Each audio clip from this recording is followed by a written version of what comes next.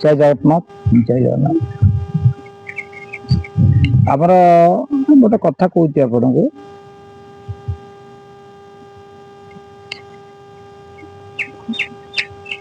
ହାରିଦାସ ମହାପୁରୁଷ ଲେଖିଲେ କେତେ କେତେ ଯୋଗୀ ଗଲେ ବଙ୍କୁନାଳ ଠାରେ ବଣା ହୋଇଲେ କେତେ କି ଫୁଲ, ସବୁ ବିରକତ ହୋଇ ମହଲେ କେତେ କି ଫୁଲ।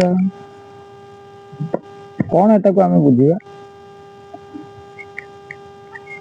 ହାରିଦାସ ମହାପୁରୁଷ ଯାହା ଲେଖିଲେ ତାକୁ ଆମେ କଣ ବୁଝିବା? ପୁରା ସହଜ ସରଳ ହିସାବରେ ଆମେ ବୁଝିବା। କେତେ କେତେ ଯୋଗୀ ଗଲେ, ଯୋଗୀ କହିଲେ କେନ୍ଦ୍ରା ବଜା ଯୋଗୀଙ୍କୁ ବୁଝାଏ। ଯୋଗୀ କହିଲେ ଯେ ଘର ସଂସାର ଛାଡିକିରି ଯୋଗୀ ନେଇକିରି ବୁଲିକିରି ଆପଣଙ୍କର ଠାକୁରଙ୍କ କଥା କହିକିରି ଦୀକ୍ଷା ଗ୍ରହଣ କରନ୍ତି, ତାଙ୍କୁ କୁହାଯାଏ ଯୋଗୀ। ହାରିପା ଥିଲେ ଆମର ଗୋବିନ୍ଦ ଚନ୍ଦ୍ର ଦାସଙ୍କ, ରାଜା ଗୋବିନ୍ଦ ଚନ୍ଦ୍ରଙ୍କର ଗୁରୁ ଥିଲେ, ସିଏ ବି ଯୋଗୀ। ରାଜା ଗୋବିନ୍ଦ ଚନ୍ଦ୍ର ସିଏ ବି ଯୋଗୀ। ଯୋଗୀ ଶବ୍ଦଟାକୁ ଆମେ ପ୍ରକାର ବୋଧ କଲେ ଆମ ଜ୍ଞାନୀ ମାନେ ଅଛନ୍ତି ସିଏ ଇଏ କରିବେ, କାହିଁକି ନା ଡାକ୍ତର ଅଛନ୍ତି ମତେ ଇଞ୍ଜେକ୍ସନ ଦେବେ ନା, ମୁଁ ଇଞ୍ଜେକ୍ସନ ପୋଡା କାହିଁ ଶିଖିବି? ମୁଁ ନଦୀ ପାରି ହେବାର ଅଛି, ମୁଁ ନଦୀ ପାରି ହେବି, ମୁଁ କାହିଁକି ଡଙ୍ଗା ଚଲେଇବା ଶିଖିବି? ମୋର କଟକ ଯିବାର ଅଛି, ମୁଁ କଟକ ଯିବି ମାନେ ବସରେ ଯେତିକି ଭଡା ହେଇଛି, ବର୍ତ୍ତମାନ ଆମର କେତେ 60 ଟଙ୍କା ଖଣ୍ଡେ ଭଡା ହେଇଛି, ମୁଁ ତ 2.5 ଟଙ୍କା ଭଡାରେ କଟକ ଯାଇଥିଲି, ମୁଁ 60 ଟଙ୍କା ଭଡା ଦେଇକି ଯିବି, ମୁଁ କାହିଁ ବସ ଚଲେଇବା ଶିଖିବି? ମୋ କାମ କଣ? କିଛି କାମ ନାହିଁ। ରାମ ଭଗବାନ କଣ ଡଙ୍ଗା ଚଲେଇ ଶିଖିନଥିଲେ? ଶିଖିଥିଲେ। ସଂସାର ରୂପକ ଡଙ୍ଗାକୁ ଯିଏ ଚଲଉଛନ୍ତି, ସିଏ କଣ ଗୋଟେ ନଦୀ ଦିହରେ, ଗୋଟେ ସରକୁ ନଦୀରେ କି କୋଉ ନଦୀରେ ଗୋଟେ ଡଙ୍ଗା ପଡିଥିଲା, ଆମର ଯୋଉ ଉପେନ୍ଦ୍ର ବନ୍ଧ ଲେଖିଛନ୍ତି, ଗୋଟିଏ ମୋ ପୋଷେ କୁଟୁମ୍ବ ବସାଇ ନ ଦେବି ନାବେ ନ ଧୋଇ ପାଦ। ସେ ପଦ ଗୁଡା ସମସ୍ତେ ଆପଣ ଜାଣିଥିବେ, ବୈଦେଶ ବିଳାସର ପଦ। ମୋର ଏତେ ମନେ ପଡିବନି, ମୁଁ ଅଖିଆ ଅଖିଆ ବାଇଟି କରୁଛି, 7-8ଟା ଖଣ୍ଡେ ବାଇଟି କରି ସମସ୍ତେ। ଆମ ସାନ ଭାଇ ଡିମାଣ୍ଡ କଲେ, କହିଲେ ଭାଇ ଡେଲି ଗୋଟେ ଲେଖା ବାଇଟି ଦେବ। ଡେଲି କାହିଁକି, ଦିନକୁ ଯଦି 5ଟା ପକେଇବ ମୁଁ ଦେଇଦେବି, କିଛି ଅସୁବିଧା ନାହିଁ। ଆମ ପାଇପ ଟା ପଡିଛି ସମୁଦ୍ରରେ ନା, ଇଏ କଣ କୂଅ ଗାଡିଆ ଚୌକାରେ ପଡିଛି ଯେ ପାଣି ଶୁଖିଯିବ ନା? ମଟର ଟା ହଉଛି ଚାଲିଛି କଣ କହିଲ, ବିନା ପେଟ୍ରୋଲ ଡିଜେଲ ଚାଲିଛି। ସେଗୁରା ସବୁ ଆପଣ ବୁଝିବେ, ସମତାରେ ଆଜିକାଲି ଇଶାରା କହିବେ। ଆମ ବାଇଟି କିଏ କାହିଁ ଦେଖିବ? ଆମର କଣ, ଆମର ଯିଏ ସବୁ ଅଛନ୍ତି, ଆମର ସବୁ ଯୋଉ ସେ, ମୁଁ ତାଙ୍କ ନାଁ କହିବିନି, ନାଁ କହିଲେ ପରେ ସେ କେସ୍ ବାସ କରିଦେବେ, ବୁଝିପାରୁଛ ନା? କେସ୍ ବାସ କରିଦେବେ, କଣ ଦରକାର? ଆମେ ଟିକେ ନିରୀହ ଲୋକ, ଆମେ ଟିକେ ଜଞ୍ଜାଳ ଠାରୁ, ମୁଁ ଘର ଠାରୁ ଜଞ୍ଜାଳ ଭିତରେ, ଘର କତରୁ 30 ମିଟର ଦୂରରେ ଆସିକିରି ବାଇଟ କରୁଛି। ମୁଁ କଣ ଘରେ କରିପାରିବିନି? ଆମର କଣ ଘର ନାହିଁ? ଘର ଅଛି। ଲାଇଟ୍ ଫାଇଟ୍ ଜଳେଇଦେମି, ଷ୍ଟୁଡିଓ ଭଳିଆ କରିଦେମି, ସିନେରୀ ଫିନେରୀ ଏଠି ହେଇଯିବ। ରାମ ଭଗବାନଙ୍କୁ ଯେତେବେଳେ ପାରି କରିବାକୁ କିଏ କୈବର୍ତ୍ତ ବିଜ୍ଞାନୀ, ବିଜ୍ଞାନୀ କୈବର୍ତ୍ତ ଧୋଇଲା ହେଳେ ପତିତ ପାବନ ନାମ ବୋଇଲା। ମୁଁ ଟିକେ ଟିକେ ଛାଡିକିରି କହୁଛି, ମୁଁ ଜାଣିଛି ସବୁ କହୁଛି ଛାଡିକିରି। ନାଟକଟା ଯେତେବେଳେ ହବ, ଆପଣଙ୍କର ନାଟକଟାରେ ଯଦି ଢୋଟା ଆସିକିରି ଭିଲିଆନ ତାର ଗୁଳି କରିକିରି ଜଣେ 2 ଜଣଙ୍କୁ ମାରିଦେଇ ପଳେଇବ, ସେଇଠୁ ଲୋକ ସକାଳ ଯାକେ ରହିବେ ନାଟକ ସରିବା ପାଇଁ। ମୁଁ ସେଇ ହିସାବରେ ବି କହୁନି।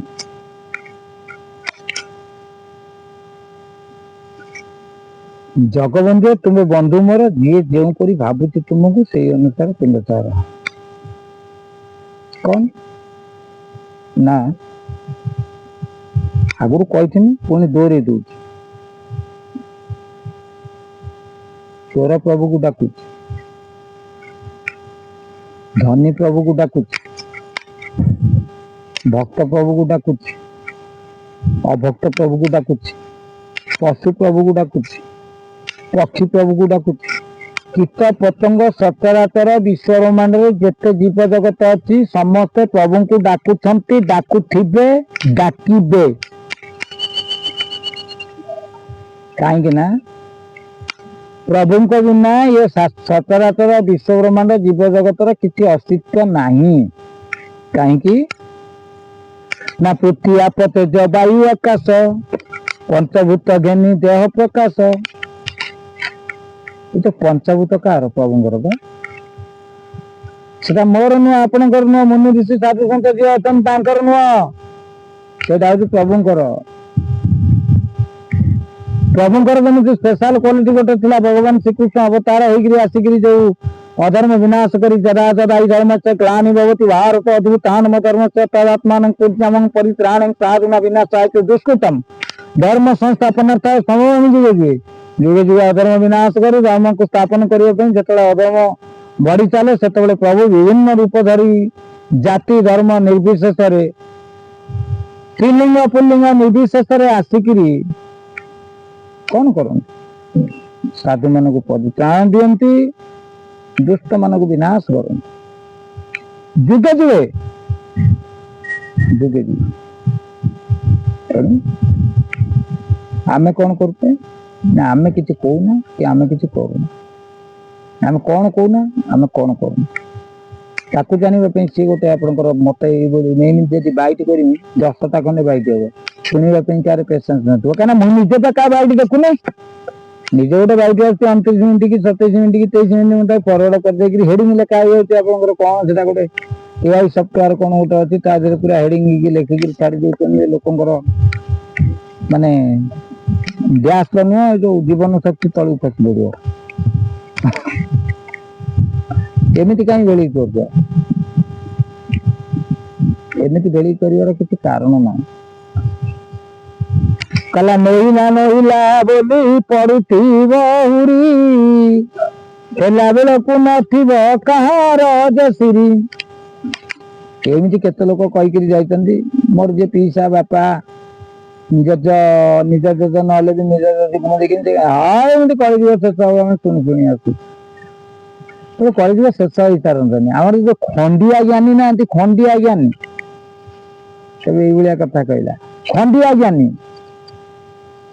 କଣ କହିଲେ? ଶୁଣା ଶୁଣି ଭାବେ ଜ୍ଞାନୀ ବୋଲାଇବ ସମ୍ପଦା ଜ୍ଞାନ ନଥିବ। ସେ କହୁଥିବ ମୁଁ ପୃଥିବୀ ସାରା ଭ୍ରମଣ କରିଛି କିନ୍ତୁ ଦେଖିଲା ବେଳକୁ ଛୋଟାଟା। ଏଇରେ ଛୋଟା ତୁ କୋଉଠି ପୃଥିବୀ ଭ୍ରମଣ କଲୁ?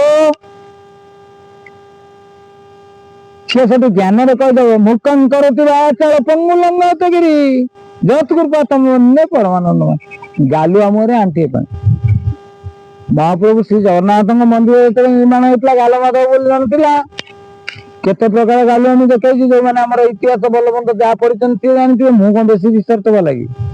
ଆମ ପେଟକୁ ତ ଦାନ ନାହିଁ ଜ୍ଞାନୀ କନ ନାହିଁ। ଆମେ କୋଉଠି ରିସର୍ଚ୍ଚ କରିବୁ? ଆମେ ଡକ୍ଟରେଟ ପାଇବୁ ନା କଣ ପାଇବୁ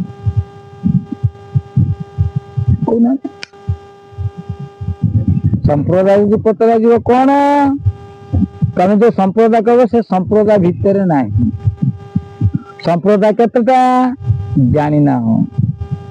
କେତେ ମଣ୍ଡଳ ଜାଣିନାହ। ଭାରତ କୋଉ ଯାଙ୍କେ ଥିଲା ଜାଣିନାହ। ପୃଥିବୀ କୋଉ ଯାଙ୍କେ ଥିଲା ଜାଣିନାହ। ବ୍ରହ୍ମାଣ୍ଡ କୋଉ ଯାଙ୍କେ ଥିଲା ଜାଣିନାହ। ତମେ ତମ ଜ୍ଞାନ ବଳରେ ମେଟ୍ରିକ ଯାଙ୍କେ ଯାଇକିରି ଏତେ ଜ୍ଞାନ କାହିଁକି ବଖାଣୁଛ?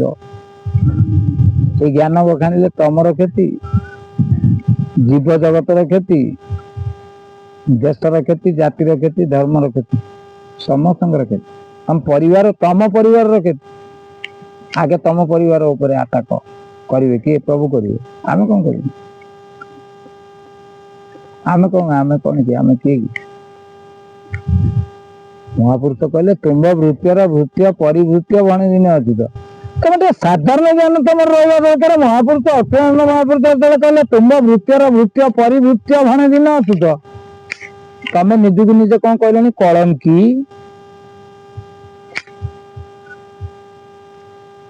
ତମେ ନିଜକୁ ନିଜେ କହିଲନି ରାମଦାସ, ନିଜକୁ ନିଜେ କହିଲନି କୃଷ୍ଣ, ନିଜକୁ ନିଜେ କହିଲନି ସେ ଆପଣଙ୍କର ଅଚ୍ୟୁତ, ଅନନ୍ତ, ଯଶବନ୍ତ, ବଳବନ୍ତ। ଟିକେ ବାବା ତମ ସୃଷ୍ଟିକି ଟିକେ ଦେଖ। ତମ ଗୋଡଟା କେତେ ଫୁଲିଛି, ତମ ଗୋଡଟା ଫୁଲିକିରି କେତେ ପରିମାଣ ଗୋଦରା ହେଇଛି ସେଇଟାକୁ ଟିକେ ଆଗେ ଦେଖ। ତମ ଗୋଦରା ଗୋଡ ହେଲାଣି ଆଉ ମାସେ 2 ମାସ ପରେ ଚାଲିପାରିବ କି ନାହିଁ ଆଜିକା ଡେଟରୁ? ଯୋଉମାନେ କଳିଙ୍ଗି ଫଳିଙ୍ଗି କହୁଛନ୍ତି ତାଙ୍କର ଯଦି ଗୋଡ ଗୋଦରା ନ ହେଇଥିବ ମୁଁ ଭାବୁଛି ଆଜିକା ଡେଟରୁ ମନେ ରଖିଥାନ୍ତି 2 ମାସ ଭିତରେ ତାଙ୍କର ଗୋଡ ଗୋଦରା ହେଇଯିବ। ମୁଁ ଭାବୁଛି ସେ ମତେ ଫୋନ କରିବେ, କାହିଁକିନା ଆମର ତ ଲେଖା ହେଇଛି ନା ନମ୍ବର ଦିଆ ହେଇଛି। ଗୋଦରିଲେ ନିଜ ଗୋଡକୁ ଅନା, ଗାଉଁଲି ଭାଷା ଗୋଟେ ଆମର ଅଛି। ତମ ପାରିବାରିକ ପାରିପାର୍ଶ୍ୱିକ ତମେ ଠିକ ଅଛ ତ? ତମେ ଠିକ ନାହ। ତମେ କଣ ଜଗତକୁ ଚଳେଇବ? ଜଗତଟାକୁ ଚଳେଇବାଟା କଣ ଭାବୁଛ ଏଇ କଣ ଆମର ଇଲେକ୍ସନ ସମୟରେ ଯେମିତି ପଞ୍ଚାୟତର ଜଣେ ସରପଞ୍ଚ ଅଧିକାରୀ, ନିର୍ବାଚନ ମଣ୍ଡଳୀର ଏମଏଲଏ ହେଲେ ଅଧିକାରୀ, ଓଡିଶାର ମୁଖ୍ୟମନ୍ତ୍ରୀ ହେଲେ ଅଧିକାରୀ, ଭାରତର ପ୍ରଧାନମନ୍ତ୍ରୀ ହେଲେ ଅଧିକାରୀ, ତମେ କଣ ଭାବୁଛ ପ୍ରଭୁଙ୍କ ପାଇବାଟା ସେଇଆ? 5 ବର୍ଷରେ ଥରେ ଇଲେକ୍ସନ ହବ ନା କଣ କହୁଛ? ହେ ବାବା ସୁଧୁରି ଯାଅ, ତମେ ଟିକେ ପ୍ରଭୁଙ୍କ କଥା ଭାବ। ତମେ ତ ପ୍ରଭୁଙ୍କ କଥା ଭାବୁନା, ତମ ଅହଂକାରରେ ତମେ ମାନେ ପୁରା ଅଛ ନା, ତମ ହାତରେ ସବୁ ଯାକ ଅଛି। ତମ ହାତରେ ଲୋକବଳ, ତମ ହାତରେ ଅର୍ଥ ବଳ, ତମ ହାତରେ ତମ ଶରୀର ବଳ, ଏଇ ବଳ ଗୁଡାକ ଧରିକିରି କଣ ତମେ ଏଇ ଜଗତକୁ ଜିତିବ? ତମେ କଣ କଂସ ଠାରୁ ବେଶୀ ପରାକ୍ରମୀ? ରାବଣ ଠାରୁ ବେଶୀ ପରାକ୍ରମୀ? ନା ଦାନ ଯଦି କରିବ ବଳି ରାଜା ଠାରୁ ଅଧିକା ଦାନୀ? ନା କର୍ଣ୍ଣ ରାଜା ଠାରୁ ଅଧିକା ଦାନୀ? ନା ଦାନବୀର ହରିଚନ୍ଦ୍ର ଠାରୁ ଅଧିକା ଦାନୀ? 3 ଜଣଙ୍କ ଦାନୀ ଭିତରେ ତମ ଲିଷ୍ଟ ନାହିଁ। ରାବଣ, କଂସ, ଆମର ଇଏ କଣ ତାଙ୍କ ନା, ଆରେ ଆମର ଯୋଉ ନରସିଂହ ହିରଣ୍ୟାକ୍ଷ, ଆଙ୍କଠାରୁ ତମେ ବଳୁଆ ନୁହଁ। ତମେ କେତେବେଳେ ତମ ଜୀବନଟା ଯିବ ଜାଣିନା। ଡାକ୍ତରଙ୍କୁ ପଚାରିଲେ ସିଏ ବି କହିପାରିବେନି। ନିଜ ଡାକ୍ତର ବି ତାଙ୍କ ଜୀବନଟା କେତେବେଳେ ଯିବ ସେ ନିରୂପଣ କରି କହିପାରିବେନି। ଆଉ ତମେ ଇଏ କଣ କୁହନ୍ତିନି ଡ୍ୟାସ ଚାକିରି କି ହାଫ ନିଶ? ତମେ ମନେ ରଖିବା ଦରକାର, ଦ୍ରୌପଦୀ ମାଙ୍କର କେତେ ଜଣ ସ୍ୱାମୀ ଥିଲେ? 5 ଜଣ ସ୍ୱାମୀ। 5 ଜଣ ସ୍ୱାମୀ ହଉଛନ୍ତି ପଞ୍ଚଭୂତ। ସ୍ୱୟଂ ଭଗବାନ ଶ୍ରୀକୃଷ୍ଣ ବି ତାଙ୍କ ପାଖରେ ଥିଲେ। ପୁରୁଷ ସଭାରେ ଯୋଉ ଯୋଦ୍ଧା ମାନେ ଥିଲେ, ସବୁ ଯୋଉ ପ୍ରକାଣ୍ଡ ଯୋଦ୍ଧା ଥିଲେ, କିଏ ଥିଲେ? ସମସ୍ତେ ଯୋଦ୍ଧା ଥିଲେ। କେହି ତାଙ୍କ ବସ୍ତ୍ରାବରଣକୁ ରକ୍ଷା କରିପାରିବେନି। ତମେ ଯାହାକୁ ଧରୁଛ ଇଏ ସବୁ ତମ ବସ୍ତ୍ରାବରଣକୁ ରଖିବେ? ବସ୍ତ୍ରାବରଣକୁ ରକ୍ଷା କରିବାର କ୍ଷମତା ସ୍ୱୟଂ ଭଗବାନ ଶ୍ରୀକୃଷ୍ଣଙ୍କର ଥିଲା। ତେଣୁ ତମେ ଟିକେ ସୁଧୁରି ଯାଇକିରି କିଏ ଠିକ କିଏ ଭୁଲ ତାକୁ କର। ତମେ ହାଲୋଜିନ ବଲକୁ ଯଦି ଭାବିବ ଚାନ୍ଦ ଉଦୟ ହେଇଛି ଦୂରେଇକିରି ଦେଖିକିରି, ତମ ଆଖି ଠିକ ନା ଚାନ୍ଦ ଠିକ? ତମ ଆଖି ଭୁଲ, ଚାନ୍ଦ ବି ଭୁଲ। ତେଣୁ ଟିକେ ସୁଧୁରି ଯାଅ। ସୁଧୁରି ଯାଇକିରି ଜଣେ ସଂସାରର ବିଶ୍ୱର ଜଣେ ବିଶ୍ୱ ନିୟନ୍ତା ଅଛନ୍ତି, ବିଶ୍ୱ ମାଲିକ ଅଛନ୍ତି, ତାଙ୍କୁ ଟିକେ ଚିନ୍ତା କର। ଜୟ ଜଗନ୍ନାଥ। ଜୟ